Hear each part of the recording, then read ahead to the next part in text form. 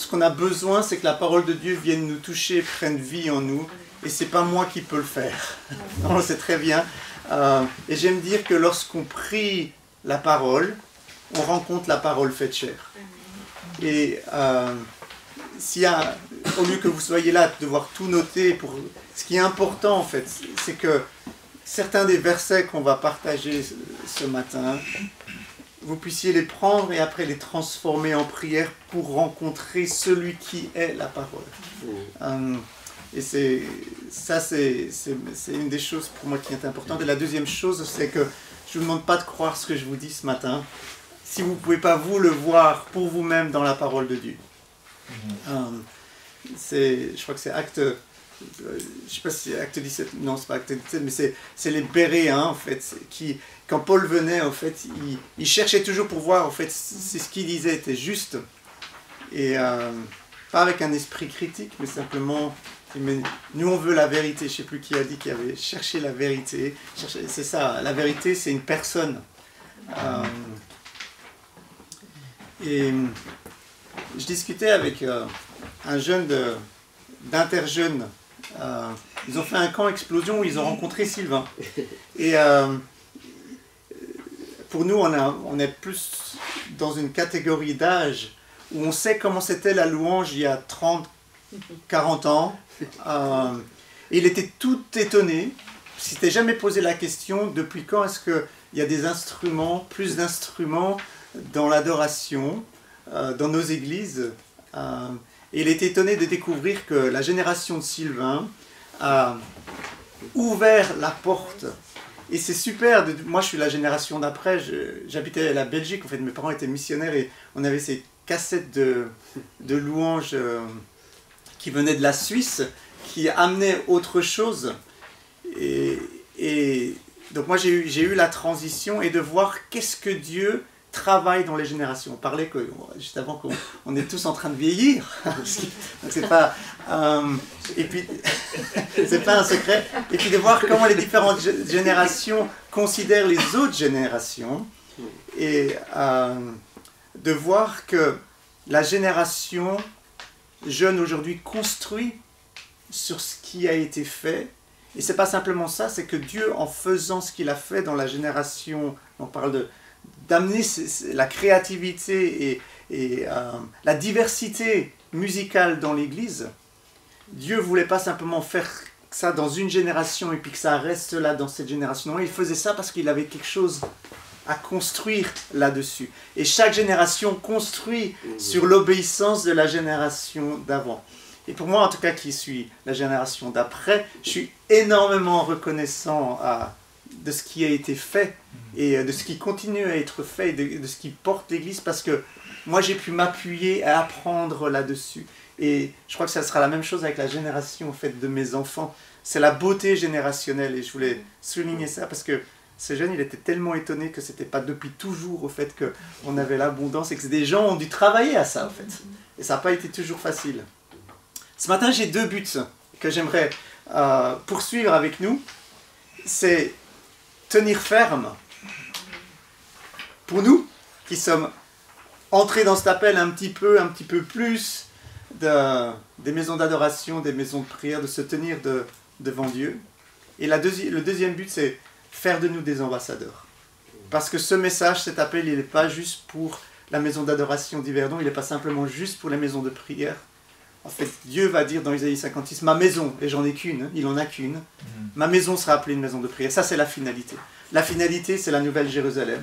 C'est Dieu au centre de son peuple. L'épouse qui est là, qui le désire, qui le voit et qui l'adore. Ça, c'est la centralité, c'est la finalité, et on va voir, c'est à ça, l'Église est le prototype de ça. L'Église préfigure la Nouvelle Jérusalem.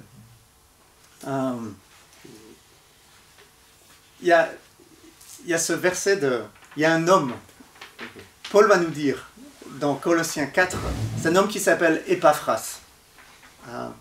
Et je suis sûr qu'il aurait pu écrire beaucoup de choses sur la vie de cet homme. Il donne un petit verset. En fait, on ne parle pas beaucoup d'Épaphras. Peut-être que vous n'avez jamais remarqué Épaphras dans la parole. On n'en parle pas souvent. Et Paul va résumer sa vie comme ceci. Il va dire, c'est un homme, quand je l'observe, c'est ce que j'ai vu, le témoignage, si on pouvait me dire sur sa pierre tombale, ce qu'il aurait pu être écrit, qui résumait sa vie. C'est un homme qui ne cessait de combattre pour l'Église, dans la prière. Donc c'était un homme de prière. Et il combattait dans la prière pour que l'Église soit pleinement remplie de la volonté de Dieu et qu'en étant convaincue de cette volonté, elle puisse tenir ferme. Et il y a deux étapes, il y a deux choses là dans ce verset. C'est la première chose, Épaphras priait pour que l'Église connaisse la volonté de Dieu. Et ça, c'est un peu, on en a un peu parlé dans nos discussions, dans les prières. Sa volonté, pas la mienne. Quelle est la volonté de Dieu? Mais Épaphras savait que ce n'était pas assez de connaître la volonté de Dieu. Il y avait besoin d'être convaincu de cette volonté si on voulait tenir ferme.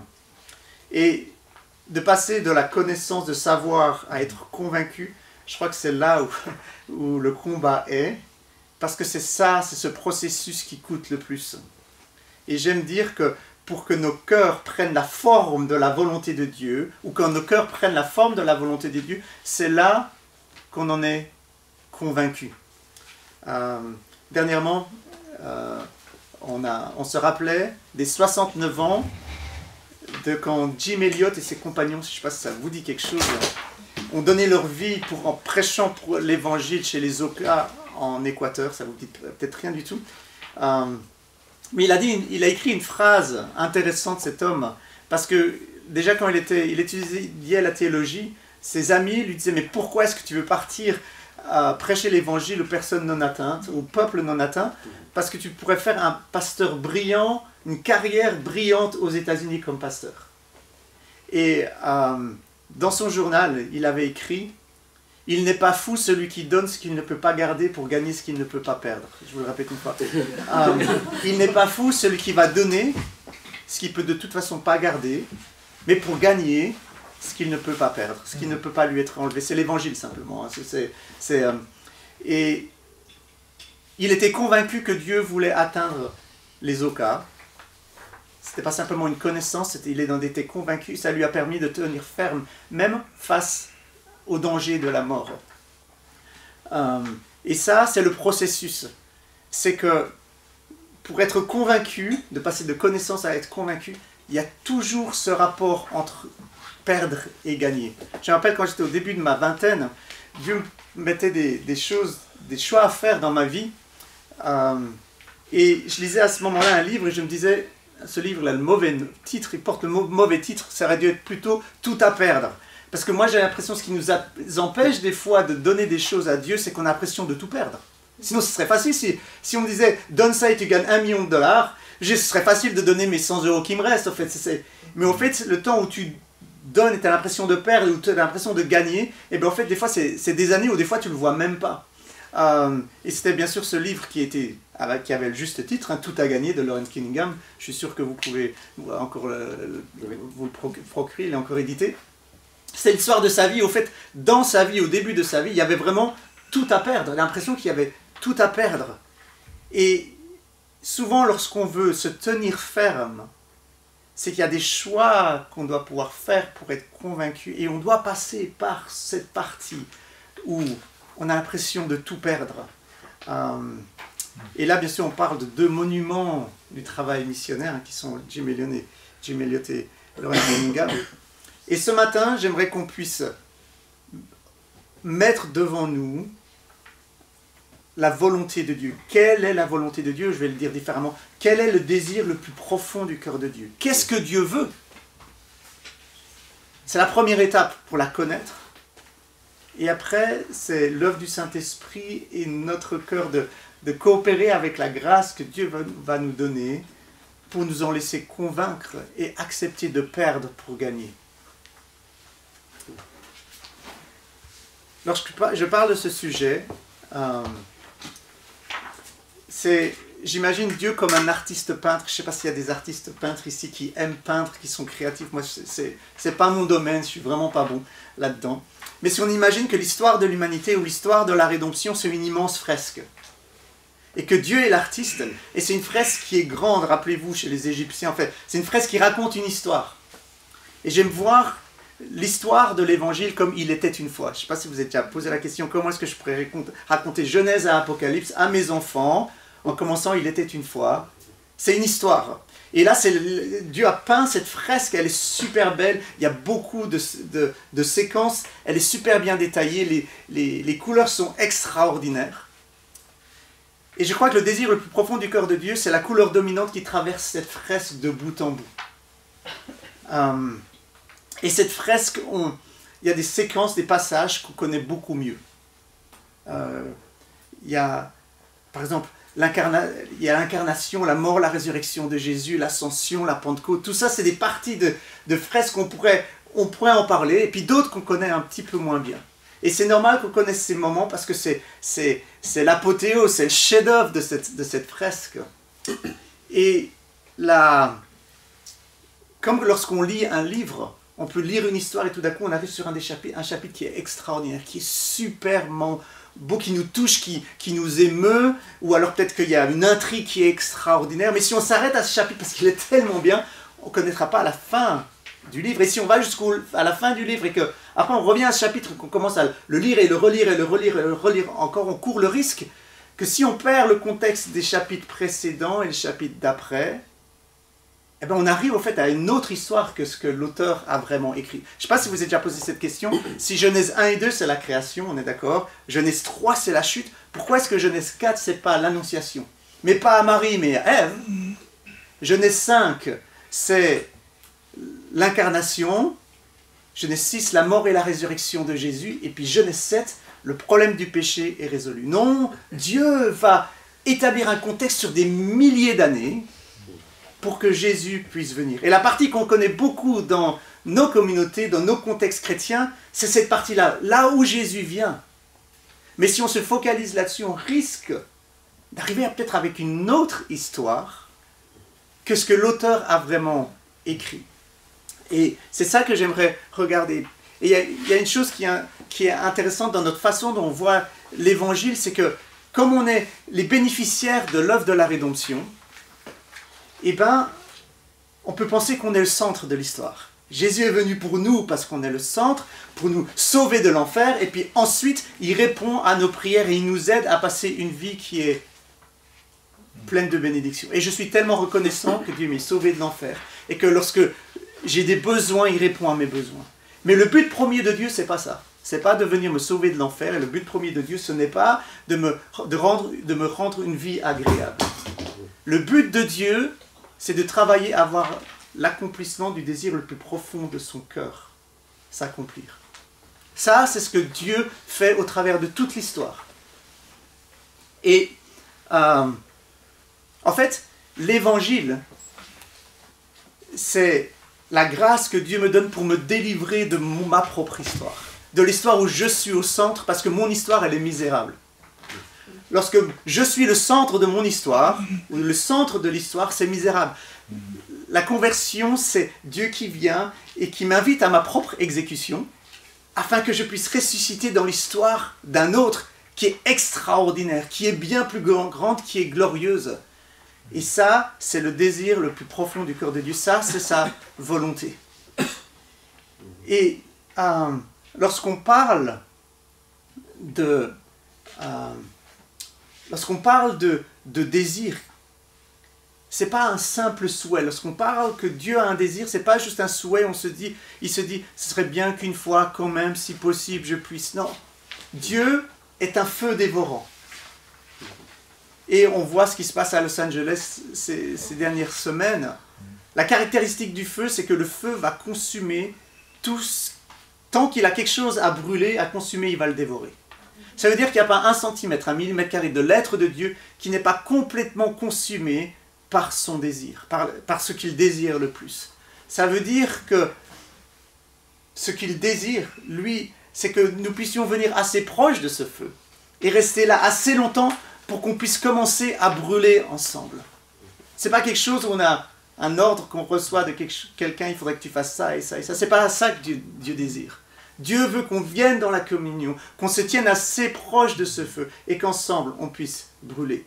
Alors bien sûr, le désir, la question qu'on doit se poser, c'est quoi le désir le plus profond du cœur de Dieu? Est-ce qu'on peut savoir avec certitude Quelle est la chose qui consume le cœur de Dieu? Et je crois qu'on peut l'exprimer de différentes manières, mais je crois qu'on peut dire avec certitude, selon le témoignage des Écritures, que le désir le plus profond du cœur de Dieu, c'est d'habiter au milieu d'un peuple qui l'aime et qui lui ressemble, qui le glorifie et qui est transformé par la contemplation de sa gloire afin qu'il devienne épousable. Ça, je crois que c'est ce qui brûle dans le cœur de Dieu. La raison même pour laquelle nous sommes présents, c'est cela. Dieu ne nous a pas créés par besoin. Vous savez, Dieu, il est autosuffisant, on le sait. Et si Dieu ne nous a pas créés par besoin, pourquoi est-ce qu'il nous a créés? Il nous a créés par désir. Le mot désir, ce feu qui brûle en lui, est le socle de tout ce qu'on fait. Et j'aimerais qu'on regarde maintenant quelle est sa stratégie. Comment est-ce que Dieu s'y prend pour voir le désir le plus profond de son cœur. Peut-être maintenant, je me dis, je suis venu à un séminaire qui parle d'adoration, de l'intercession, puis je dis, mais où est-ce que ce gars va? J'espère que ça fera sens dans quelques minutes. Quand on parle d'histoire de la rédemption, en fait, on se rend compte que il y a quelque chose qui ne va pas bien se passer dans ce processus. Il y a besoin d'un rachat, il y a besoin d'une rédemption. C'est qu'il va avoir certains soucis. Et Dieu, de point de vue humain, il va avoir des gros soucis. Dieu a créé, je dis, il n'a pas créé Adam et Ève par besoin, il les a créés par désir. Et c'était quoi ce désir? C'était de les inviter dans la communion extraordinaire que la Trinité entretenait avec elle-même. Et pour ce faire, il avait besoin d'un endroit, il a créé la terre, il les a placés dans ce jardin d'Éden. Et ce qu'il leur a dit, il leur dit, maintenant ce lieu de la rencontre, parce que Dieu habitait avec l'homme sur terre, Genèse nous dit, ce que j'aimerais c'est que vous multipliez, que vous repoussiez les frontières de ce jardin, afin que ce lieu de la rencontre, en fait, remplisse toute la terre. Ça, c'était la mission d'Adam et Ève. Et on sait que Genèse 3, la chute va venir, et ce qui va se passer, c'est qu'ils vont être chassés de ce jardin. Et des fois, on ne se rend pas compte de la catastrophe, du cataclysme qui se passe à la chute. C'est que Adam et Ève avaient été créés pour être avec Dieu dans ce jardin et étendre ses frontières. Et tout d'un coup, ils sont chassés de ce jardin. Ils sont perdus. La raison même de leur existence. Et c'est là où, comme Dieu n'est plus au centre, c'est l'homme au centre. Et c'est pour ça que Jésus vient, non, mais moi je viens, c'est pas une punition quand je vous dis qu'il faut mourir à vous-même, non, c'est que je veux vous ramener au plan initial, où c'est Dieu au centre, et on ne peut pas avoir Dieu au centre. Je ne sais pas si vous avez déjà essayé d'être en relation avec une personne qui est passionnée par elle-même, c'est super compliqué en fait. Et si on veut être passionné par Jésus, il faut que Dieu vienne nous délivrer de nous-mêmes, c'est ma prière, Seigneur, viens me délivrer de moi-même, où c'est moi au centre. Et pour être délivré de ce moi au centre, j'ai besoin de plonger mes regards dans une histoire où c'est Dieu qui est au centre.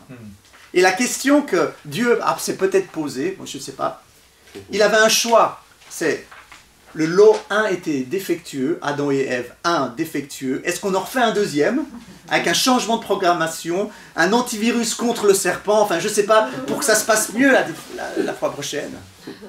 Ou est-ce qu'on met en place un plan, une histoire, une poursuite, une folle poursuite de l'humanité pour racheter, pour rattraper cette humanité, même si cela va coûter la vie de Dieu. Et c'est la deuxième solution que Dieu a choisie, ça c'est l'histoire de la rédemption. C'est, Dieu avait créé par désir l'homme, et maintenant il va le poursuivre par désir, parce que son désir, il est toujours inchangé. Dieu n'a pas détruit l'homme parce qu'il n'avait pas choisi créer l'homme sur la base de sa capacité à lui être fidèle. Il a créé l'homme sur la base de son propre désir, parce que Dieu est un feu dévorant. Alors comment est-ce que Dieu va s'y prendre? Parce que c'est mal barré là. Il voulait habiter sur la terre avec l'homme est chassé, il n'a plus de relation avec Dieu.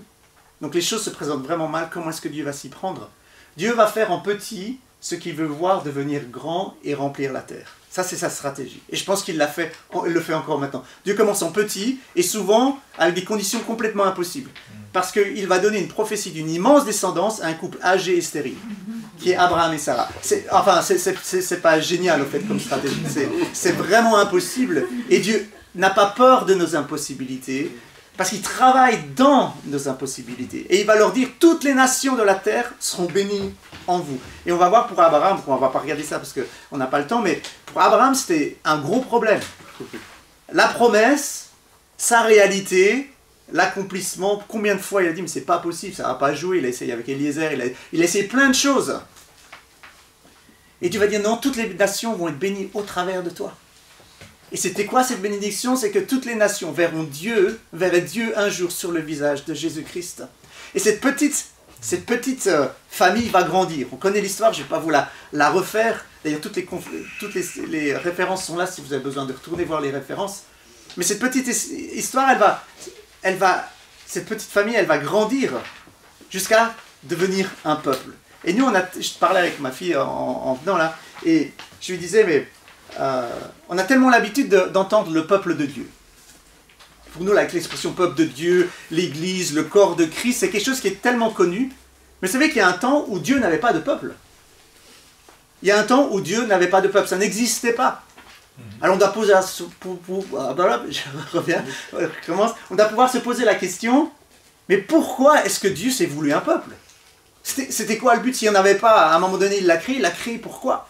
Et la première mention du peuple de Dieu, c'est Exode 3, dans un contexte qui est super difficile pour le peuple de Dieu, parce que c'est l'esclavage. Dieu va former ce peuple, et c'est la première fois qu'il dit « J'ai entendu les cris de mon peuple ». Et ce que j'aime avec Dieu, c'est que Dieu est un super bon pédagogue. Même si on ne veut pas connaître l'information, même si on est dur de la feuille, même si on a une mémoire, même si on n'est pas attentif, on va quand même réussir à la voir, parce que l'endurcissement du cœur de Pharaon nous a appris une chose, c'est que Moïse a toujours dû lui répéter la même chose. Il a toujours dû lui répéter la raison pour laquelle Dieu s'était choisi un peuple et ce qu'il devait faire. Et à la fin de l'histoire, qu'on arrive à la fin de l'histoire dans l'Exode, on sait une chose en tout cas, même si on n'est pas très attentif, c'est qu'il y a la même phrase qui revient tout le temps. Ou si vous avez regardé Le Prince d'Égypte, il y a cette phrase qui revient tout le temps, et même le monde séculier, au fait, connaît cette phrase, c'est « laisse partir mon peuple ». Ouais, exactement. Pourquoi est-ce qu'on le sait très bien, alors que c'est des petites phrases? C'est parce que c'est répété une dizaine de fois dans l'histoire. Dieu va définir la raison pour laquelle il s'est choisi un peuple. C'est pour que ce peuple puisse être délivré de l'esclavage, et qu'ensuite il puisse aller dans le désert, dans un endroit où il n'y a pas de distraction, pour pouvoir adorer. Ça, c'est la raison pour laquelle Dieu s'est fait un peuple. Et en plus, il le répète pour qu'on le comprenne bien, que ça, c'est la raison pour laquelle, pas parce qu'il a besoin d'un peuple, parce qu'il a un problème de complexe d'infériorité, et que plein d'autres dieux ont des peuples, non, c'est parce que il veut que ce peuple soit libre, et ensuite qu'il aille adorer. Ça, c'est la raison. Et pour adorer, on le sait tous, l'adoration, c'est une réponse à quelque chose ou à quelqu'un qu'on trouve beau. Ça, c'est l'adoration. C'est la réponse d'un cœur qui est touché par quelque chose de fascinant, que ce soit avec Dieu ou autre chose. Et pour ce faire, Dieu va devoir se révéler. Vous vous rappelez, on est toujours dans comment est-ce que Dieu va faire pour voir le désir de son cœur s'accomplir. On est toujours là, c'est la stratégie de Dieu.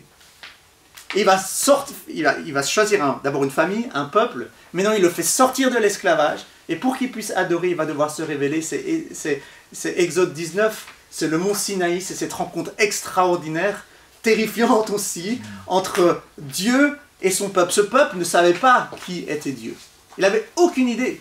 Et pour qu'il puisse adorer, il avait besoin de pouvoir voir Dieu. Et là, Dieu, dans cette rencontre avec le Sinaï, il va devoir définir son peuple.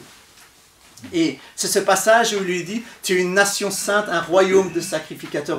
On connaît bien ces termes.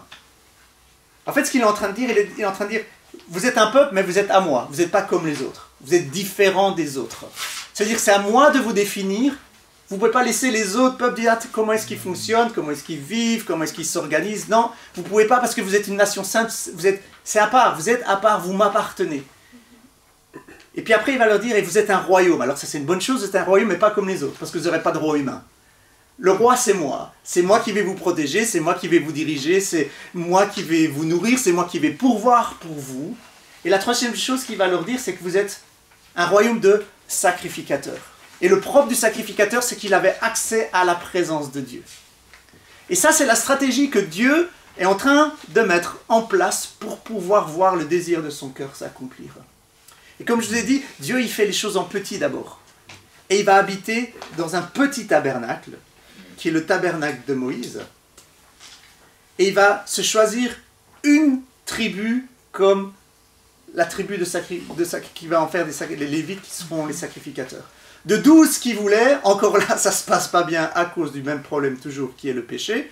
Et il va se réduire à une seule tribu qui est les Lévites. Mais là, Dieu, il établit déjà c'est pas une règle, c'est un principe qui est super important pour le reste de l'histoire, c'est que Dieu n'habite jamais dans un endroit vide. Vous vous rappelez, Dieu, où est-ce qu'il va habiter à ce moment-là? Il va habiter au milieu des chérubins, vous vous rappelez, sur l'arche de l'Alliance. Et il va se choisir une partie du peuple qui va le servir. Parce que Dieu veut vraiment habiter sur la terre. C'est pas un souhait, c'est un désir qui le consume. Il y a une chose qui consume Dieu et qui englobe toutes les autres. C'est son désir de revoir ce qu'il avait dans le jardin d'Éden, qui est d'avoir un peuple qui lui appartient, qui l'aime, qui lui ressemble, et au milieu duquel il peut habiter. Et ça, c'est la stratégie de Dieu, faire les choses en petit. Et pour ce faire, qu'est-ce qu'il va faire? C'est qu'il va choisir la tribu des Lévites. Et c'est Deutéronome 10, verset 8, qui nous dit pourquoi est-ce qu'il a choisi les sacrificateurs et qu'est-ce que les sacrificateurs devaient faire? Ils devaient faire 3 choses. La première chose qu'ils devaient faire, c'est qu'ils devaient porter l'arche de l'Alliance. La deuxième chose, c'était qu'ils devaient se tenir et servir Dieu. Et la troisième chose, c'est qu'ils devaient partir, sortir et bénir le peuple. La partie qu'on connaît le plus, qu'on a le plus retenue, c'est la partie de bénir le peuple. Et on est, en tant que... Des fois, une fois, j'étais avec un prêtre. Quand je suis arrivé au Valais, j'avais été rencontrer un prêtre qui était très actif dans le milieu de la jeunesse. Et il m'avait dit... Moi, il m'avait dit ce mot que j'étais un peu choqué, je vous vénère les évangéliques. Alors moi, je n'avais pas encore compris que différentes confessions chrétiennes ont un autre vocabulaire pour dire d'autres choses, pour dire la même chose. Il dit, je vous admire, c'était ça qu'il voulait dire, votre force de frappe, comment est-ce que vous arrivez à prêcher l'évangile, la simplicité, et comment vous êtes actif dans la mission. Et je me dis, c'est intéressant d'entendre d'autres qui vont décrire quelles sont nos forces. D'habitude, on voit les autres et puis on décrit leurs faiblesses. Et de voir un prêtre qui décrivait nos forces, je trouvais ça beau, en fait, de comment il nous percevait. Parce qu'on s'est focalisé sur comment est-ce qu'on peut aller bénir les nations. Et je vous ai donné le nom de 2 missionnaires, 2 expériences de vie, où c'est des gens qui ont tout donné justement pour aller bénir, pour aller bénir ceux qui n'avaient pas accès à la présence de Dieu. Mais cette partie, se tenir devant Dieu et le servir est quelque chose d'un peu différent. Je pense que ce qui illustre le mieux ce pourquoi ces sacrificateurs ont été placés là, c'est les 4 êtres vivants dans le livre de l'Apocalypse. Ça vous dit quelque chose, Apocalypse 4? Ces êtres un peu bizarres, qui ont des yeux partout. Et la seule fonction de ces êtres, ils sont placés devant le trône de Dieu. Leur seule mission, c'est de regarder Dieu et de proclamer ce qu'ils voient. C'est la seule chose. Et je pourrais imaginer quand ils ouvrent leur milieu Dieu, ils se prennent 1 million de volts dans le système, leur système disjoncte, et toutes les fois, ils disent la même chose, Saint, Saint, Saint, Saint, Saint. Depuis des milliers d'années, pour l'éternité, et je suis sûr, si les anges de l'accueil leur disent, c'est bon, hein, ça doit être ennuyant ce que vous faites, vous répétez toujours la même chose, on peut switcher au fait, parce que c'est intéressant d'accueillir, il y a plein d'histoires, c'est vraiment intéressant. Ils disent, mais c'est pas fou, non mais on va jamais partir, parce qu'ils le font pas par devoir, ils le font pas par désir, ils le font pas par obligation, ils le font par fascination. Ça, c'est l'atmosphère autour du trône. Et lorsque Dieu veut habiter sur terre, qu'est-ce qu'il fait? Il réplique, il copie, il établit la même chose qu'il y a dans le ciel. Pourquoi? Parce que Dieu habite toujours au milieu d'un peuple qui tend à l'estimer à sa juste valeur. Ça, c'est là. Et vous savez, ce mot « tenir », qui est se tenir devant Dieu, la Bible seconde l'a traduit de différentes manières, s'attarder, attendre, être tranquille. Ça, c'était la fonction des sacrificateurs. Et pourquoi ça a quelque chose qui est important pour nous? On dit sacrificateurs, il y a longtemps, en plus ils devaient faire des sacrifices, plein de trucs. Non, mais on verra dans la suite de l'histoire que ce terme et cette réalité du sacerdoce, la sacrificature, revient aussi dans le Nouveau Testament. Et puis l'autre chose qui est un peu compliquée pour Dieu, c'est que Dieu veut tellement habiter sur terre, mais il doit leur dire, s'il vous plaît, ne touchez pas le mont Sinaï. Ne le touchez pas, sinon vous allez mourir. Et ça, c'est toujours le problème que Dieu a, ou le dilemme que Dieu a. Il est toujours là, il a dû chasser Adam et Ève à cause du péché. Et au mont Sinaï, il aimerait venir plus proche, il aimerait laisser le peuple venir plus proche, mais s'il le fait, il aimerait quand même bien les avoir vivants. Donc au fait, il doit leur dire pas trop proche, parce que le péché est toujours le même problème. Et la suite de l'histoire, on le connaît, c'est les juges, c'est des hauts et des bas. Alors la vie du peuple d'Israël, c'est un peu comme la nôtre, quoi. C'est l'Église, c'est des hauts, des bas, puis après il y a un long bas. Pourquoi est-ce qu'il y a un long bas? Parce qu'ils vont faire ce qu'ils n'auraient surtout pas dû faire. On voit ça dans Samuel. C'est qu'est-ce qu'ils vont faire? C'est qu'ils vont demander un roi pour être comme les autres peuples. Et Dieu, là, qu'est-ce qu'il va faire? Il va leur donner un roi selon leur propre cœur. Et il va leur donner Saül. Saül, c'était le roi selon le cœur du peuple, et David était le roi selon le cœur de Dieu. David était un homme qui était passionné par lui-même. Saül était un homme qui était passionné par lui-même. David était un homme qui était passionné par Dieu. Saül a utilisé sa position et son onction pour ses propres besoins et pour ses propres désirs, alors que David a utilisé l'onction que Dieu lui avait donnée pour travailler au désir du cœur de Dieu. Et si on regarde, il y a tout qui les oppose, en fait, on pourrait dire comme ça. Donc David arrive dans un temps qui est super compliqué, parce qu'il vit, en fait, il a passé toute sa jeunesse dans un royaume qui est dirigé par un homme qui est passionné par lui-même. Pourquoi? Parce que c'est un jugement de Dieu, parce que Dieu avait dit ne vous comparez pas aux autres peuples.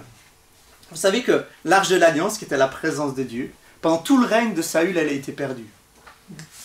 On ne savait pas où elle était, l'Arche de l'Alliance, pendant tout le règne de Saül. D'ailleurs, ça avait déjà commencé depuis Élie, lorsque l'Arche avait été prise, et puis après elle avait été rendue par les Philistins. Ils l'ont jamais remise, elle n'a jamais réintégré le tabernacle. Ça veut dire que pendant tout un règne, Saül n'a jamais levé le petit doigt pour voir le désir du cœur de Dieu s'accomplir. Et à ce moment-là, David arrive. Dieu s'était choisi une famille, Abraham, il avait un peuple, Israël. Et maintenant, au travers de David, Dieu va se choisir un endroit. La première chose que David va faire lorsqu'il est roi, vous savez ce que c'est? C'est d'aller conquérir Jérusalem. Et c'est intéressant parce que Dieu n'avait jamais dit qu'il voulait Jérusalem. Et on pourrait se dire que parce que David s'est approché assez proche de ce feu dévorant qu'est Dieu, et qu'il est resté assez longtemps, il a vu des désirs dans le cœur de Dieu que Dieu n'avait pas encore exprimés. Et ce n'est pas simplement une information, mais il s'est laissé consumer, on peut dire qu'il s'est laissé convaincre. Et il a investi tellement de choses dans son royaume pour ce plan, pour ce désir que Dieu avait. On connaît bien ce verset, il y a des chants qui ont été écrits, le psaume 27,4. « Une chose que je désire et que je recherche ardemment, habiter dans ton temple et voir la magnificence de qui tu es. » Ça nous révèle le cœur de David. Et David, lui, c'était pas un prêtre, c'était pas un sacrificateur, c'était pas un lévite, il était de la tribu de, on sait bien sûr, Juda. Il avait un travail, il était berger en premier, après il est devenu roi avec toutes les responsabilités, tout ce que ça lui demandait. Et Dieu lui a jamais demandé de faire cela. Il ne l'a pas fait par devoir, il l'a fait par désir. Il ne l'a pas fait par obligation, il l'a fait par fascination. Parce qu'il voulait que Dieu puisse voir le désir de son cœur satisfait. On pourrait dire les choses comme ça. Il a refusé de profiter de sa retraite, avec de l'œuvre, du résultat de l'accomplissement de tout ce qu'il avait fait, de l'œuvre de ses mains, parce que Dieu lui-même n'était pas satisfait. Et on voit ça dans le psaume 132, il dit « Je ne vais même pas aller dormir ». Tant que Dieu, lui, ne s'est pas trouvé un lieu de repos sur la terre.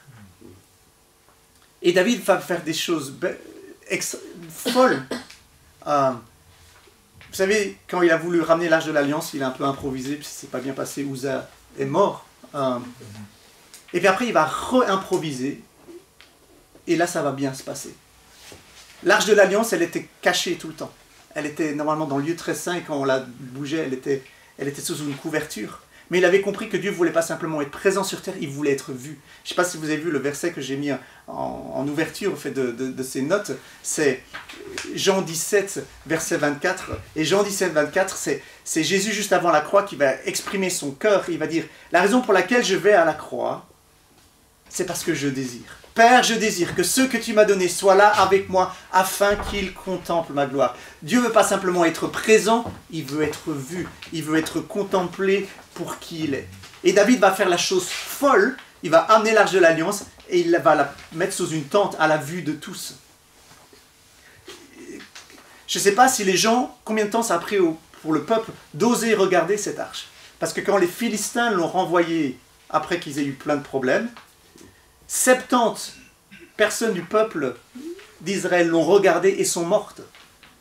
Et ça, c'était la présence de Dieu. Enfin, et David, lui, va avoir cette grandiose idée de transformer ou d'ajouter au service d'adoration qui était sacrifice d'animaux, il va ajouter des chantres et des musiciens.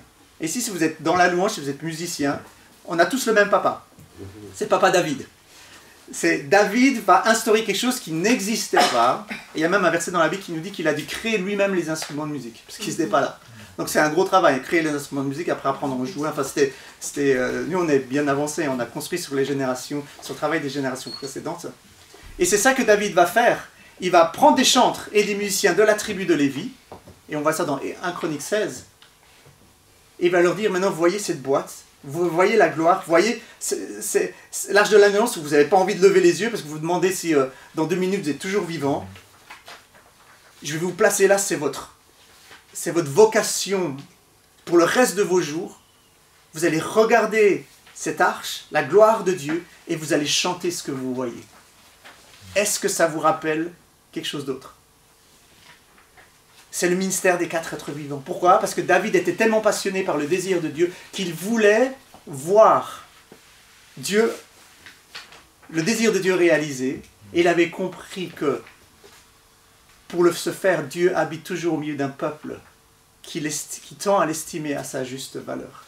Et ça, nous, on a tellement l'habitude le dimanche matin d'avoir la louange.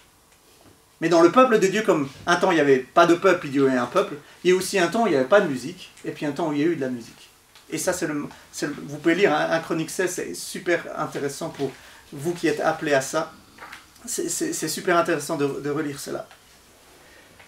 Et là, il y a un autre détail, c'est que Dieu s'était trouvé une famille, il s'était trouvé un peuple, maintenant il avait un lieu où il pouvait habiter, c'était Jérusalem. Mais pour la suite de l'histoire, il savait qu'il voulait devenir chair. Il savait qu'il voulait s'incarner. Quel nom de famille est-ce que Jésus allait porter? Et nous, c'est tellement habituel de dire Jésus, fils de David, on le sait, mais pourquoi est-ce que c'est le fils de David? Dans quel contexte est-ce que Dieu a choisi David pour être le Père, donner son nom à l'incarnation, ce miracle extraordinaire où Dieu devient homme et reste homme pour l'éternité? On trouvait ça dans 2 Samuel 7. C'est David qui est tellement consumé par ce désir de voir Dieu habiter sur la terre qui dit « Dieu, je vais te construire un temple, tu vas arrêter d'être nomade. C'est pas juste que tu sois sous une tente, moi je veux que tu aies une maison à Jérusalem. J'ai compris que tu as désiré Jérusalem, c'est toi qui l'as choisi. Maintenant je vais te construire un temple. » Et Nathan, on connaît l'histoire, Nathan lui dire « Tu ne peux pas faire ça parce que tu as trop de sang sur tes mains. » Mais Dieu va lui dire « Parce que tu as voulu me construire une maison, c'est moi maintenant qui vais te construire une maison. Tu auras un de tes fils sera pour toujours sur le trône. » Et lorsqu'on regarde l'annonciation de Gabriel à Marie, la chose qui va lui être dite, c'est « Il sera fils du Très-Haut et il recevra quoi? Le trône de David, son père. » Lorsqu'on regarde « Un enfant nous est né, un fils nous est donné. » Dans Ésaïe 9, pourquoi est-ce que le trône lui est donné? Pour donner un règne sans fin au trône de David. On pourrait dire les choses comme ça, il n'y a aucun homme, aucune personne qui avait touché le cœur de Dieu. Donc ça c'est mon interprétation. Il n'y avait aucun homme qui avait touché le cœur de Dieu d'une telle manière, qui avait désiré regarder si profondément dans le cœur de Dieu, de voir quel était le désir le plus profond de son cœur, et de donner tout son royaume. Il y a un verset qui nous dit que David s'est fait pauvre dans les préparations pour que le temple, c'est avec beaucoup d'efforts, et ce mot effort parle aussi de pauvreté. David a investi énormément pour voir le désir du cœur de Dieu s'accomplir dans sa génération.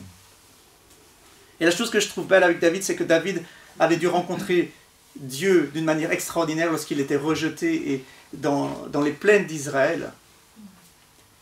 Et après, il a utilisé son influence pour créer un environnement, pour que les gens puissent voir Dieu beau et avoir exactement la même expérience que lui. C'était ça aussi que David a mis en place.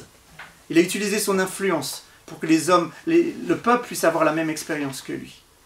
Et on sait que c'est Salomon qui va construire ce temple et que Dieu va venir, il va brûler, le feu va descendre sur l'autel, sur le sacrifice, et la gloire de Dieu va remplir le temple d'une telle manière que même les sacrificateurs vont devoir partir. Et puis la suite de cette histoire, ben c'est de nouveau des hauts et des bas. C'est l'époque des rois, et puis il y a un long bas de nouveau, et un long bas de 400 ans, comme la première période de bas, c'est un long bas de 400 ans, où le peuple va gémir. Parce que Dieu ne parle plus, dans vos Bibles, Zacharie et Matthieu, c'est 400 ans de silence, il n'y a plus de prophètes, Dieu ne parle plus, et en plus, ils sont oppressés par des empires, les uns les autres, les plus méchants les uns que les autres, et il y a ce cri qui vient et qui dit, mais Seigneur, quand est-ce que tu vas nous donner ce libérateur? Quand est-ce que tu vas nous donner ce libérateur? Et là, on arrive dans la partie du Nouveau Testament qu'on connaît peut-être le mieux, en fait, qui peut-être nous intéresse aussi le mieux, parce qu'on est quand même bénis. Ça, c'était l'histoire d'un autre peuple. Maintenant, c'est Jésus qui vient pour nous, car Dieu a tant aimé le monde. Donc, c'est peut-être plus facile à être en relation avec cela. Mais c'est toujours la suite de l'histoire qui a commencé. On change de testament et on change de langue. Maintenant, c'est le grec. Donc, peut-être que ça nous fait perdre un peu le fil, mais c'est toujours la même histoire ici du même désir. Et on pourrait dire tellement de choses sur l'incarnation, sur la mort, la résurrection de Jésus. J'aimerais dire une seule chose. Je ne sais pas si vous vous rappelez les paroles que Jean-Baptiste va dire à Jésus lorsqu'il voit Jésus arriver dans le désert. Jean 1, 29, il va dire « Voici l'agneau de Dieu qui vient faire quoi? Enlever le péché du monde. » Pourquoi? Parce que c'était toujours le même problème. C'était toujours le même problème. L'obstacle principal pour que Dieu puisse voir le désir de son cœur s'accomplir, c'était le péché dans nos propres cœurs. Et à ce point-là, je ne sais pas combien d'agneaux avaient été offerts. Enfin, je ne sais pas, beaucoup, mais aucun agneau n'avait pu accomplir ce que Jésus, l'agneau de Dieu, allait accomplir. Parce que si on voulait enlever le péché du monde, à ce moment-là, il fallait enlever le pécheur du monde. Mais Jésus, lui, ce qu'il va venir faire, il va ouvrir une voie pour enlever le péché du cœur du pécheur. Il va ouvrir une voie pour que le cœur de pierre soit transformé en un cœur de chair et que l'Esprit de Dieu, lui, soit placé afin qu'on puisse ne pas pécher. Et Jean va dire exactement la même chose. Donc ça, c'est Jean dans l'évangile de Jean. Mais on regarde dans l'ouverture du livre de l'Apocalypse. Il nous est dit, à celui qui, on connaît certainement ce verset, à celui qui nous aime, qui a fait quoi? Qui est venu pour nous délivrer de nos péchés et qui a fait de nous quoi?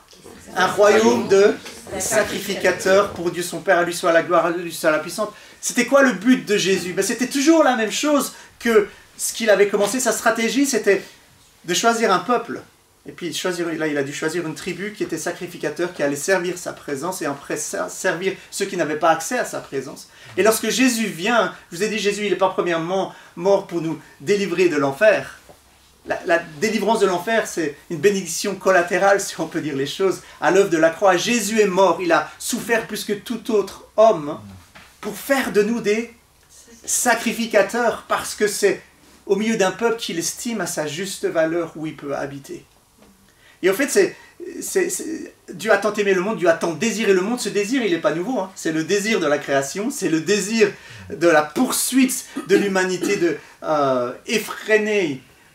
C'est ce désir qui avait été manifesté, mais à la croix, il est pleinement manifesté dans toute sa splendeur aux yeux de tous.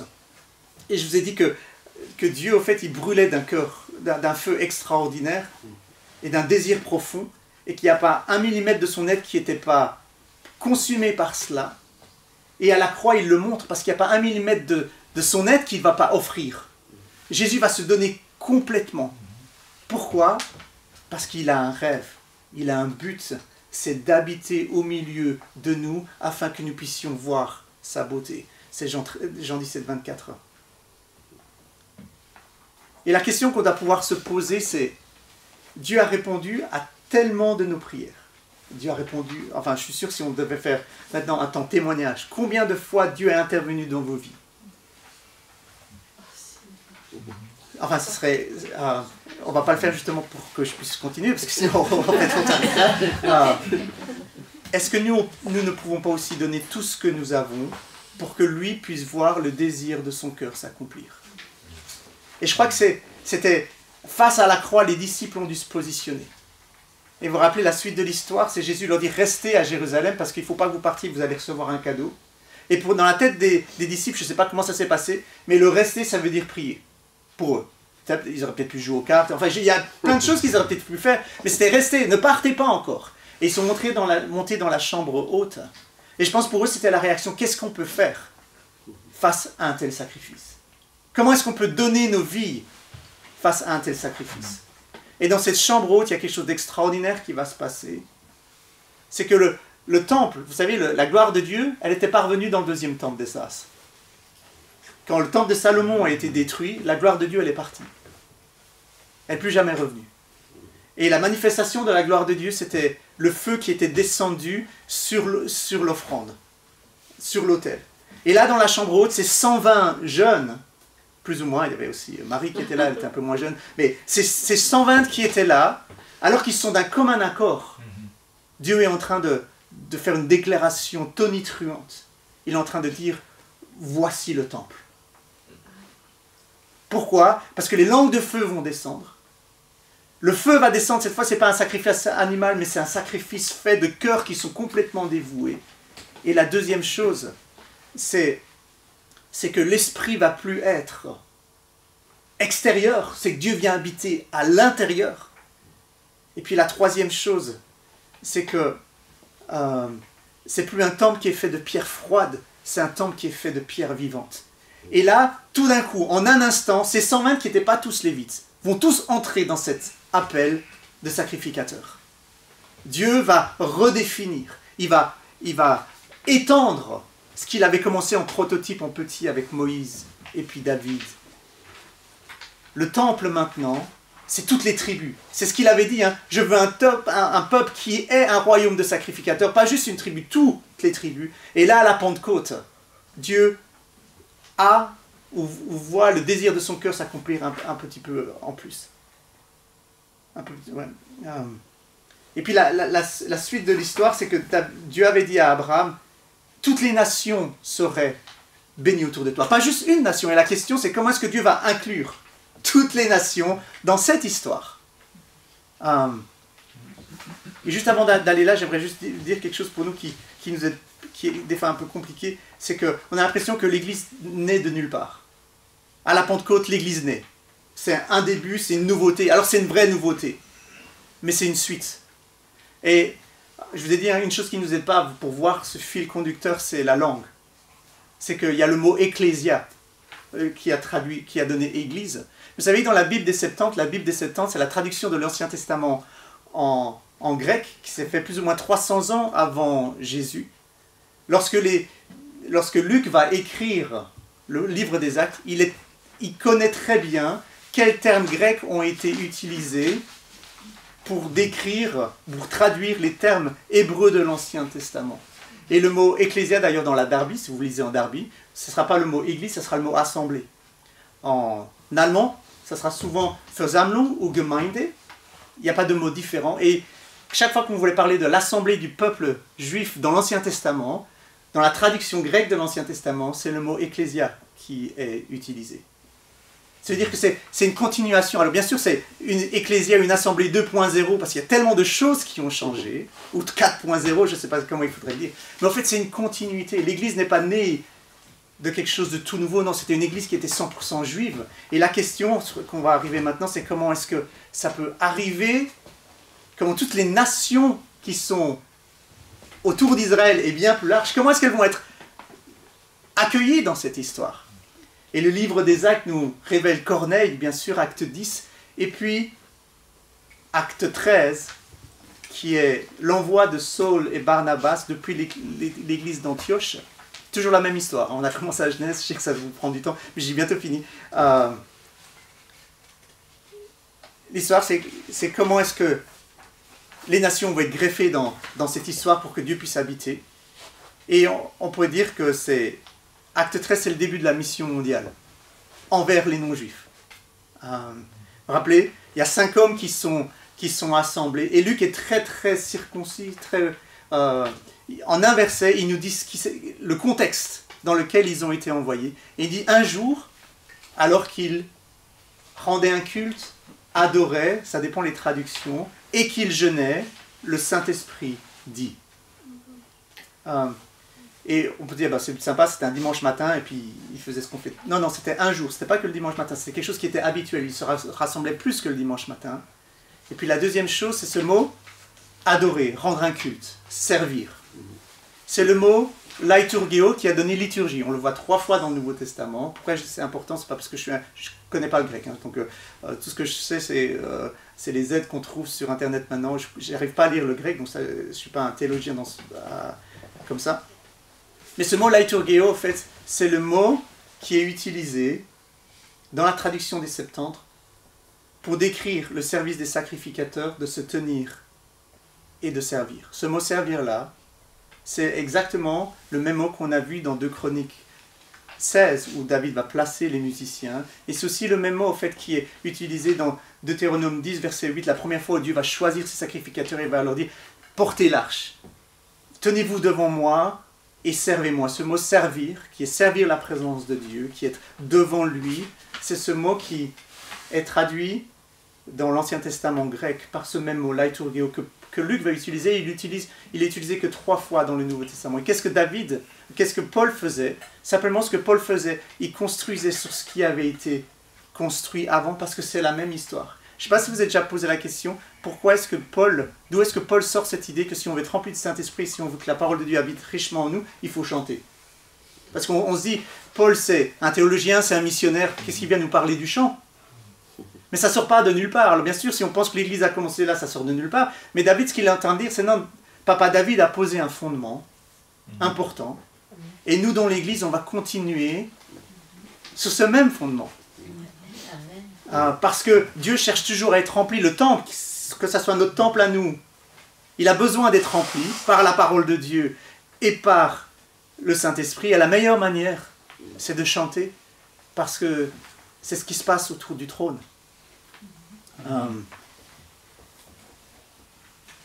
Et on a vu au travers de toute cette histoire, je vais conclure, que ce qui s'est passé, la façon dont Dieu a travaillé, c'est qu'il a travaillé en petit pour voir devenir grand. Il a travaillé en prototype, une préfiguration toujours de quelque chose qui était plus grand à venir. Et la question qu'on doit se poser, c'est: et nous l'Église, aujourd'hui, de quoi est-on la préfiguration?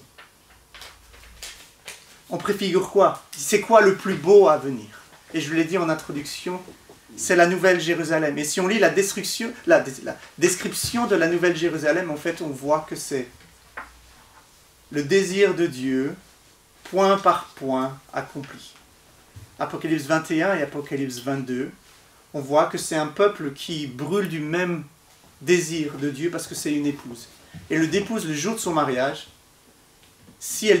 en général, si tout se passe bien, et dans la majorité du temps, c'est un moment où elle va désirer ce jour. C'est l'épouse qui s'est préparée pour le jour de son mariage. Elle brûle du même désir que Jésus. Elle lui ressemble, parce que la description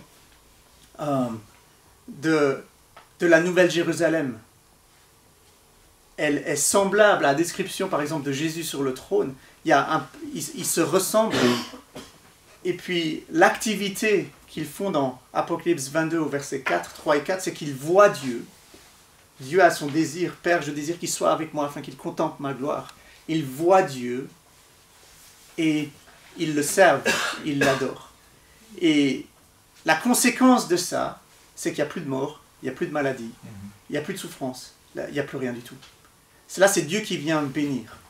Et si je vous ai dressé tout cela, c'est parce que mon but, c'est de replacer dans le contexte ce que Dieu veut faire. Et pourquoi, en fait, Dieu s'est levé des maisons de prière dans notre génération, principalement chez les évangéliques. Parce qu'il y a quelque chose qu'on doit pouvoir redécouvrir, il y a quelque chose qu'on doit pouvoir reconquérir. Parce que si le peuple de Dieu existe pour l'adoration, parce que Dieu veut habiter au milieu de son peuple, on ne peut pas mettre toute notre énergie, premièrement, pour amener ce Dieu simplement à l'extérieur. On ne peut pas se concentrer que sur l'impact, que sur le nombre, ou principalement sur l'impact, principalement sur le nombre, parce que ce nombre est profondément lié à combien est-ce que Dieu est présent. Et c'est ça qui est extraordinaire dans la Nouvelle Jérusalem, c'est qu'on voit que Dieu est pleinement présent et il n'y a plus de place pour les œuvres des ténèbres. Et lorsque mon désir c'était de vous tenir ferme, même que vous puissiez tenir ferme, même si c'est petit, c'est pas quelque chose qui est négligeable. Il y a un temps où, dans cette 2 Chroniques 29, c'est Ézéchias, vous vous rappelez, il y a eu des temps de réveil, parce qu'il y avait des temps vraiment de tiédeur dans le peuple d'Israël. Et il va parler aux sacrificateurs, et il va leur dire ceci: arrêtez de négliger ce pourquoi vous avez été choisis. Et il va leur dire, vous avez été choisis pourquoi? Il ne va pas inventer quelque chose, il va repartir dans le Deutéronome. Il va dire, vous avez été choisis pour vous tenir devant Dieu et pour le servir en lui offrant des parfums. Et ce groupe de personnes dans cette génération avait négligé ça. Le mot négligé peut être traduit aussi par induit en erreur, trompé. Et je pense qu'une des choses, c'est que dans l'atmosphère ambiante, c'était quelque chose qui n'était pas valorisé. Il n'y avait pas besoin de cela, il y avait plein d'autres besoins. Et ils ont négligé cela. Ils ont été trompés. Et il va reprendre ce qu'il avait établi, cette stratégie d'habiter au milieu d'un peuple qui essaye de l'estimer à sa juste valeur. Et la deuxième chose, c'est ce message-là, il est pour l'Église. Il n'est pas juste simplement pour les maisons d'adoration et les maisons de prière. C'est la raison même pour laquelle l'Église existe. C'est un peuple au milieu duquel Dieu habite. Et notre désir, c'est pas qu'il habite juste au milieu de nous, mais c'est qu'il habite aussi dans le quartier d'à côté, qu'il habite aussi dans la nation d'à côté. Et ça, c'est la base de la mission. Et on ne peut pas comprendre The Great Commission, le grand mandat missionnaire, sans comprendre le grand désir qui a donné naissance à ce grand mandat missionnaire, qui est un Dieu qui désire tellement habiter, pas simplement dans mon cœur individuellement, mais communautairement. C'est la raison pour laquelle il nous rassemble, pour que lui soit au centre. Et il est servi au travers d'une adoration qui est principalement musicale dans son expression. Voilà, je vais m'arrêter là. Je ne sais pas si vous avez des questions ou des remarques. Oui. Juste comme tu as fait un panorama historique, quand est-ce qu'on a un peu lâché, comme les catholiques, enfin dans les monastères, ils ont toujours ce rituel, oui, cette liturgie, oui. en tout cas c'est leur rythme qui est donné. Et puis c'est quand est-ce qu'on a perdu ça en plus? Oui, alors c'était une grande question que j'ai eue pendant des années. Parce que, surtout maintenant que je suis à Saint-Maurice, où je suis confronté à l'expression d'une autre liturgie, ou d'une autre foi, de la même foi, mais d'une autre manière. Et j'ai un ami théologien qui a fait l'étude de l'histoire de la prière dans l'histoire de l'Église. Et je crois qu'il m'a donné la clé, au fait, comme ça que je le comprends. C'est que, comme tu l'as bien dit, au fait, le rythme de la vie de l'Église a été établi sur ces 7 fois de prière, les offices divins. Et puis, on arrivait à la Réforme. Et il y a des super belles choses qui se sont passées à la Réforme. Merci Luther, merci Calvin, merci. Puis en même temps, il y a des choses qu'on a perdues. C'est que Luther était tellement passionné de redonner la parole aux gens. La parole, la Bible aux gens. Parce que c'était en latin, c'était incompréhensible. Et il s'est dit, chaque fois qu'on se rassemble, il faut qu'on puisse expliquer la parole de Dieu. Mais comme il se rassemblait 7 fois par jour, je ne sais pas si vous avez demandé à un pasteur de préparer 7 prédications par jour, et puis surtout à des gens d'écouter 7 prédications tous les jours de la semaine, c'est quelque chose qui est impossible. Donc, comme c'était quelque chose qui ne marchait pas, on a développé en tant que protestants et évangéliques tous ces aides au culte personnel. Et en fait, on a sorti cette prière-là du niveau communautaire, du cadre communautaire, et on est devenu super bon dans les cultes personnels d'ailleurs. Il y a les ligues pour la lecture de la Bible, il y a tellement de choses qui ont été faites pour aider la dévotion personnelle à la maison. Et d'ailleurs, si on reprend ce sur quoi, quand on parle de prière, on insiste le plus dans nos milieux, c'est le culte personnel. Pas spécialement la prière communautaire. Parce qu'on va prendre ce verset qu'on va citer, que je suis sûr que vous savez quel verset je vais prendre, c'est « Quand tu pries, entre dans ta chambre, ferme la porte ». Ça c'est personnel. Mais juste après, Jésus va enseigner le Notre Père, il ne dit pas « Mon Père ». Il dit « Notre Père », il le replace dans le cadre communautaire. En fait, la prière dans le Nouveau Testament, elle est principalement la prière d'un peuple, pas d'individus. Et ça fait partie de toute l'histoire qu'on a vue maintenant. Et c'est là, au fait, on a perdu quelque chose. On a perdu le rythme, pas d'aller à l'église parce que c'est une réunion, mais d'aller à l'église pour prier. Il y a quelque chose là où on a perdu et on a besoin de... Je suis convaincu au fait que ce que Dieu donne au fait dans les maisons de prière, c'est pas juste pour nous. C'est pour ça qu'il l'a donné aux évangéliques. C'est parce que les catholiques, ils ont toujours ça dans leur ADN. Nous, on a perdu ça quelque part, un petit peu en cours de rythme, en cours de route au fait. Oui. Juste le verset Acte 13, oui. Quand c'est écrit un jour qu'ils adoraient ensemble, c'est-à-dire, tu as écrit liturgia, c'est le mot liturgie finalement. C'est ce qui a donné liturgie, oui. Voilà. Donc la liturgie, à la différence de la diaconie, la liturgie c'est le service à Dieu, puis la diaconie c'est le service à notre prochain en fait. Souvent quand on parle de liturgie aujourd'hui, on parle de l'expression de notre service à Dieu. C'est quoi ta liturgie? En fait, le mot, étymologiquement, la liturgie, c'est le service à Dieu. Puis nous, on l'a résumé, c'est tu fais comment pour ton service à Dieu? Et en fait, c'est pour ça que les catholiques, les évangéliques, même, enfin, charismatiques, non charismatiques, enfin, il y a plein de liturgies, en fait, qui sont l'expression de valeurs qui sont importantes dans notre service à Dieu. Ça, c'est notre liturgie. Mais c'est le mot qui a donné exactement liturgie, la liturgie. Oui? J'ai une question. Vous parlez de 7 fois par jour. Oui. Donc ça, c'est quelque chose qui est interprété, mais est-ce qu'il y a un fondement dans la parole qui... Non. En fait... Musulman, c'est 5 fois. Donc... Non, en fait, donc c'est pas... Et puis maintenant, il y a beaucoup de monastères qui font 3 fois, 4 fois, donc c'est pas quelque chose qui est... Mais là, je m'avance un petit peu, il faudrait que j'aille vérifier, mais je pense que c'était lié au moments cruciaux de la passion de Jésus. Il y a aussi un verset dans le psaume 119 où il dit 7 fois. Tout à fait. Donc il y a aussi ce chiffre qui est... C'est ça. Donc voilà, il y a ce verset-là, et puis moi je crois que j'ai de mémoire comme ça, il y avait quelque chose qui était marqué, c'était sur les temps importants de la passion de Jésus, mais où il y a les heures en fait. Donc ça peut être les deux, ou... ouais. Oui, quelque chose qui m'interpelle quand même... Voilà, je vous partage, mais c'est vrai que quand je vois les églises, toutes nos églises, les milliers de personnes qui viennent, etc., puis quand il y a une nuit de prière, souvent il y a 1, 2, des fois 3 personnes. Enfin, ça m'interpelle comme puis ça dure comme ça. Enfin, je sais pas, c'est un peu triste, ça m'interpelle un peu plus. Je pense que le message qu'on a besoin de réaliser, c'est que le besoin d'impact, qui est l'évangile, on a bien compris Matthieu 28, je veux dire, c'est quelque chose qu'on a dans Matthieu 28, le fait de faire des disciples est basé sur ce désir de Dieu. Et le désir engendre toujours le désir. On sait, Dieu nous a tenté, on aime Dieu parce qu'il nous a aimés le premier. Le désir pour sa présence vient toujours de notre désir, de la révélation de son désir pour notre présence. Et j'aime dire en fait, qu'il est utopique de penser que notre désir pour sa présence peut dépasser ou surpasser la révélation qu'on a de son désir pour notre présence. Et pour que justement le désir grandisse dans le peuple de Dieu, en fait il faut qu'on se focalise sur son désir. Et je pense que c'est pour ça que je disais c'est quelque chose c'est quelque chose qui dépasse les maisons de prière. Il y a quelque chose dans le message, l'accent qu'on met. C'est comme ce prêtre qui disait « Moi, je vous admire parce que vous êtes tellement fort dans la prédication de l'Évangile.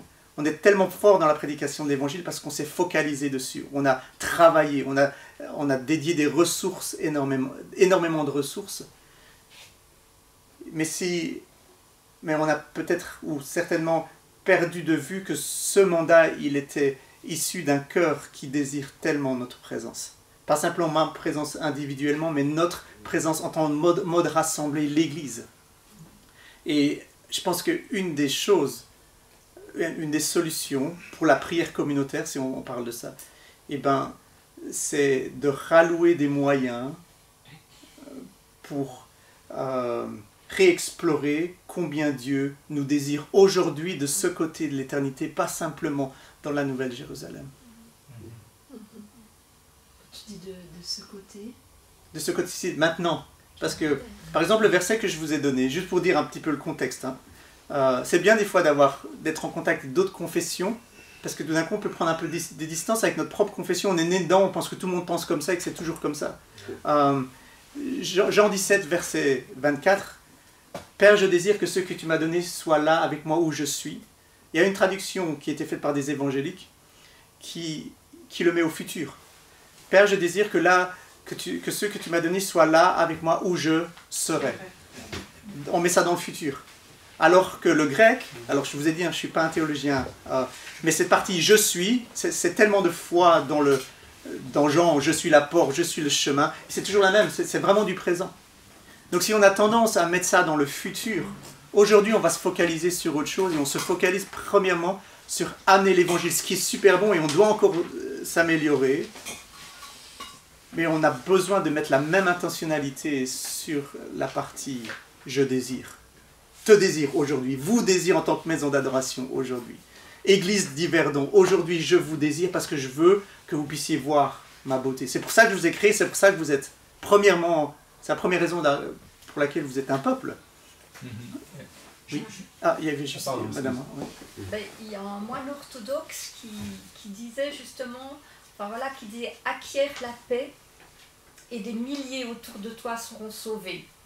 Et moi je le comprends dans le sens, plus on est près du Seigneur et toute l'Église, plus ça va jaillir et on n'aura pas besoin d'aller vraiment, ça va venir automatiquement et puis alors que souvent on se concentre, on prie pour tel et tel, je me dis mais l'essentiel c'est d'être vraiment avec le Seigneur et puis après, les choses vont venir d'elles-mêmes, et puis, c'est comme ça que je comprends, quoi. Je suis tout à fait d'accord avec ce que tu dis, et puis en même temps, comme on a vu qu'une de nos forces peut devenir une de nos faiblesses, peut-être pour les orthodoxes aussi, une de leurs forces peut devenir leur faiblesse, parce que la dimension de la proclamation de l'évangile, où c'est que ça ne se passe pas tout seul, hein. C'est Paul qui va dire comment est-ce qu'ils croiront si personne ne prêche. Donc, il y a aussi besoin en fait, de cette dimension de la proclamation. Mais c'est leur force aux orthodoxes ou aux catholiques, cette contemplation et d'être rempli. Voilà. Puis nous, c'est notre force de proclamer en fait. Donc les deux doivent quelque part en fait se rejoindre. Il y avait juste pour faire écho un petit peu à ta réflexion par rapport à une nuit de prière. C'est vrai que quand on entend une nuit de prière, on peut se dire waouh, déjà des fois de prier 1 heure, 2 heures de temps, 3 heures de temps.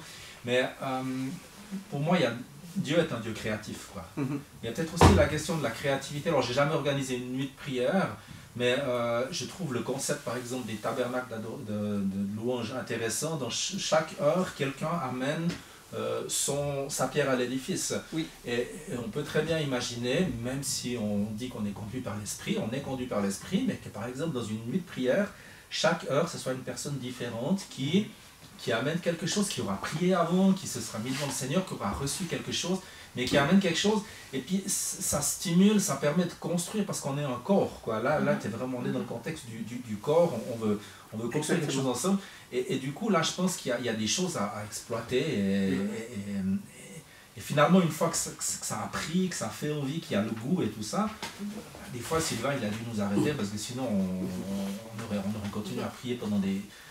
Je me souviens un soir on a prié pour l'Iran, on avait un feu pour l'Iran et on n'avait pas envie de s'arrêter.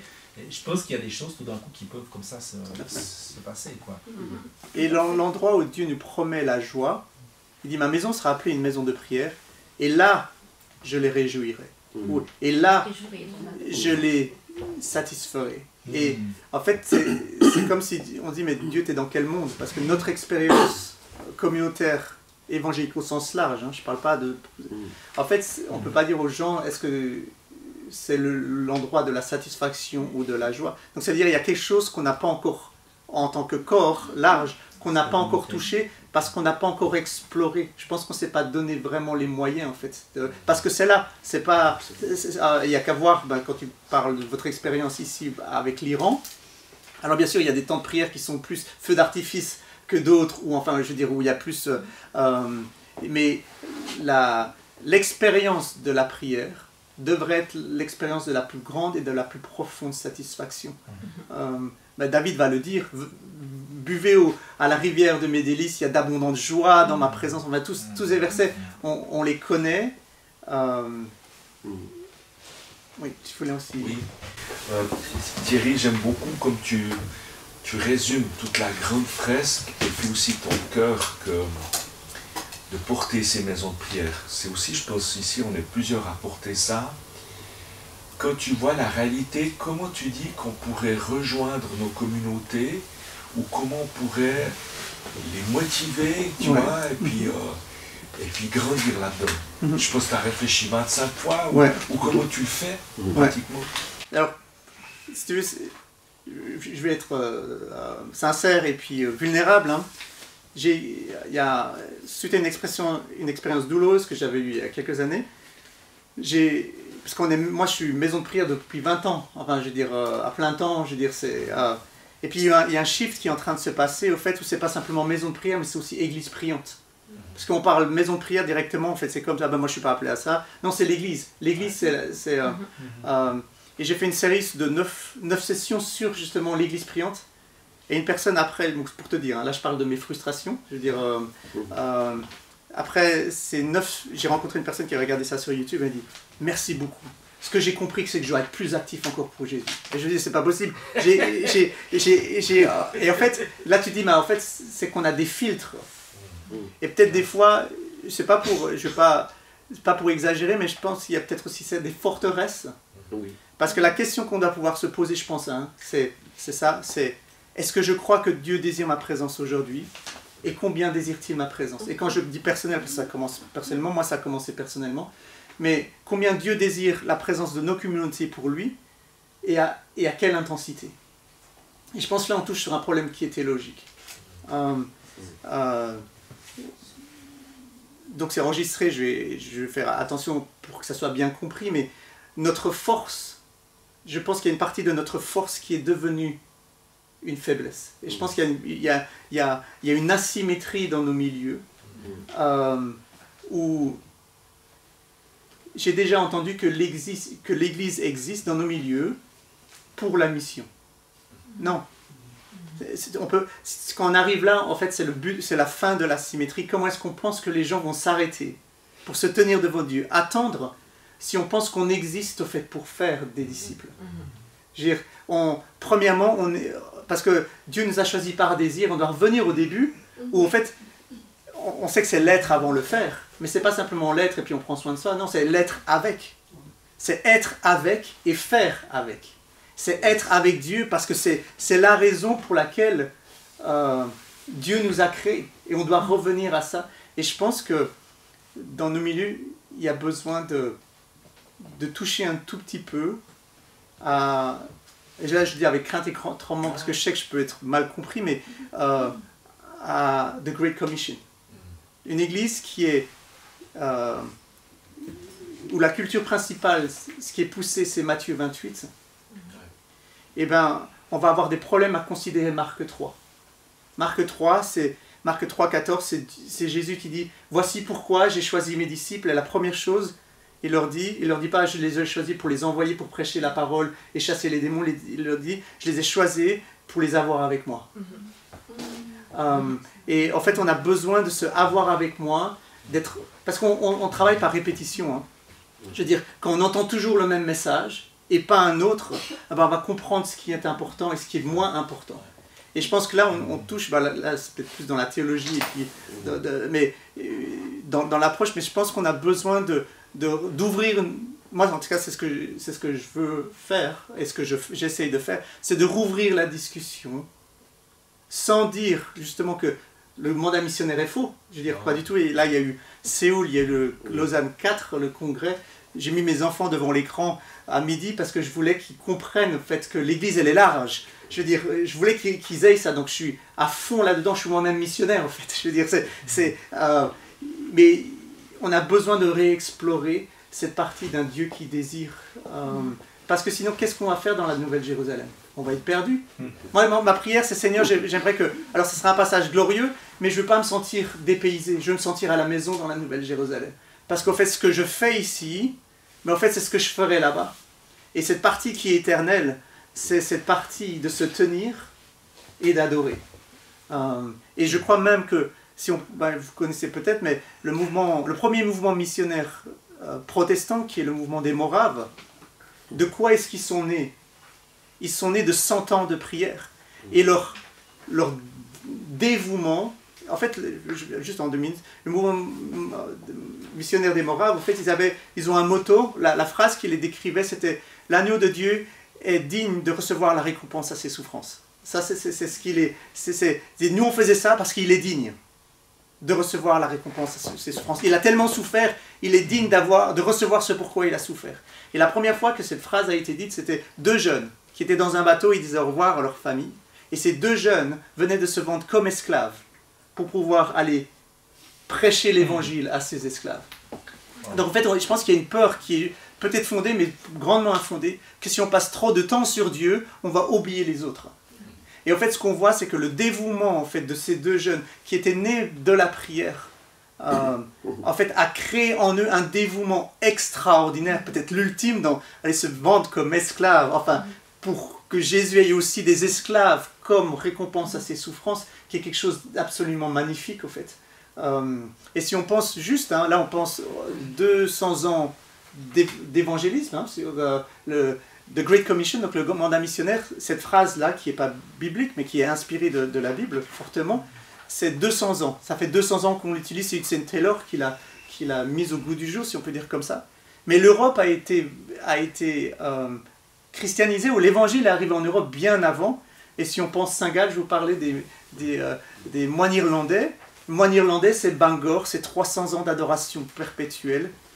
Et qu'est-ce qu'ils ont fait? Ils prenaient un bateau et puis se laissaient, comment on appelle ça quand le bateau dériver. Et puis ils regardaient où ils arrivaient de l'autre côté, donc c'était des moines irlandais. Et c'est comme ça qu'ils sont arrivés en France, et c'est comme ça que l'évangile est arrivé. Ils se sont rencontrés avec on parlait des moines de Saint-Maurice, ils se sont rencontrés à Luxeuil, et puis ils sont arrivés jusqu'ici. Après on peut parler de Cluny, toutes les abbayes clunisiennes. Je veux dire, c'était la prière et l'évangélisation, donc on ne peut pas faire trop de prière, trop de contemplation.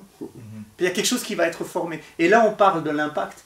Mais ce qu'on n'a pas parlé beaucoup aujourd'hui, un tout petit peu, c'est qu'est-ce qu'on fait de la valeur inexprimable de Dieu. Où il y a des choses qui sont juste pour lui, parce que c'est justice de faire des choses juste pour lui qui n'auront peut-être aucun impact. Bien sûr qu'il y a un impact, parce que Dieu désire toujours plus sauver que nous, on désire voir notre voisin sauvé. Donc, mais il y a quelque chose qu'on doit pouvoir redécouvrir dans l'Église, c'est ce qui ne sert à rien, ce qui est du gaspillage, juste parce que c'est pour lui, en fait. Et bien sûr, il y a l'histoire de Marie de Béthanie. Enfin, il y a tellement de choses dans la parole de Dieu où c'est une valeur qui est super importante. Et ça, je pense que il y a besoin d'expliquer, de discuter. Une fois, je prêchais dans une église, et quelqu'un, c'était pendant le Covid, après il y avait un temps de petits groupes, et quelqu'un qui était âgé dans la foi, il n'avait rien dit pendant toute la discussion, il m'a dit « je ne comprends pas, ça m'a pris du temps pour comprendre ce que tu disais qui était différent de ce que je pensais ». Il m'a dit, moi j'ai toujours pensé que Jésus ne me désirait pas aujourd'hui, mais dans l'éternité. Aujourd'hui, c'était le travail. Et quand on a ça comme cadre, ben, ça va être super compliqué. La prière, intercession pour que le travail fonctionne, c'est une chose. Mais la prière, soit de contemplation, soit dévotionnelle, ou soit simplement d'adoration, eh ben, c'est super compliqué parce qu'on pense que ça, c'est pas pour maintenant, c'est pour après. Donc je pense qu'en tant qu'évangéliste, c'est intéressant aussi de pousser un peu ces petits points et voir, qu'est-ce qu'on croit. Merci. Ouais. Moi, je trouve que ce qui est difficile des fois, c'est de revenir sur Terre. Je suis désolée, mais moi, j'aimerais... j'ai pas envie de mourir, hein, mais lui, c'est le top. Et puis revenir avec les problèmes, avec tout ça. On fait quoi avec tout ça? Mais Paul, en fait, il est déjà passé par là, parce que c'était vraiment ce qu'il disait, en fait. Il disait, moi j'aimerais bien être avec le Seigneur, mais je reste là pour vous. En fait, il y avait cette tension. Et ça, c'est une autre chose aussi qui est importante, c'est qu'on parle peu de la douleur, de la séparation, parce que Christ n'est pas encore revenu. Ça fait partie du même contexte, en fait. Et Paul va dire, quand il dit, moi j'ai fini mon chemin, ma route, ma course, je vais recevoir la couronne pas simplement à moi, mais aussi à ceux qui ont attendu avec amour son retour. Ça, c'est où Paul était. Il a fait tout ce qu'il a fait, il a souffert tout ce qu'il a souffert, il était dans les endroits vraiment ténébreux, par amour, parce que l'amour de Christ le pressait. Donc il ne le faisait pas pour lui. Lui, si c'était juste pour lui, il disait, Seigneur, c'est bon, hein, prends-moi, c'est toi que je veux et je veux être avec toi. Et pourtant, il y avait un feu qui brûlait dans le cœur de Paul où c'était sacrificiel, si on peut dire les choses comme ça. C'est qu'il ne le faisait pas pour lui, c'était pas pour être plein de succès, se dire j'ai eu un ministère qui portait du fruit. C'était pas ça. Lui, il savait déjà qu'il portait du fruit, parce qu'il était sauvé. Ce qu'il voulait, le fruit qu'il voulait, c'était la récompense, c'était Jésus. En fait, il va le dire dans Philippiens 3, il va le dire dans tellement d'endroits. Mais s'il le faisait, c'est parce qu'il y avait un amour pour son prochain qui brûlait en lui. Et c'était ça le feu missionnaire, en fait. Et je pense qu'il y a les deux, c'est lorsqu'on touche Jésus, et bien en fait, c'est d'accepter aussi ce que Jésus a, le chemin que lui a fait. C'est que lui était dans le ciel et il a dû sauter dans ce trou noir puant qui était la terre. Et de toucher le ciel, c'est aussi dire non, mais moi Jésus, je t'aime tellement que je vais aussi accepter la douleur de ne pas encore t'avoir. Et dans ce temps, parce que tu es patient, et bien en fait d'être la lumière dans le monde. Donc je pense que c'est là où l'Église devrait être, dans le sens de vouloir être dans le ciel, notre aspiration profonde. Et en même temps, notre mission, c'est d'amener justement ce ciel sur la terre et aux gens en fait qui ne le connaissent pas. Ouais, je crois qu'il y a encore juste une personne. Ça réveille en moi que le Seigneur il dit je suis, parce que je trouve que c'est pas évident. On est dans un monde où on doit aller en avant, où on regarde en arrière. Et c'est pas évident de dire je suis, je vis maintenant, voilà. Je sais pas si mais l'évangile, c'est un monde de tension entre le maintenant et le pas encore. Le passé, on ne peut pas le changer. Je veux dire, c'est Paul qui dit je ne regarde pas en arrière, mais entre le maintenant et le pas encore, en fait, c'est une immense tension. Et cette tension-là, elle sera résolue que justement dans la Nouvelle Jérusalem, en fait.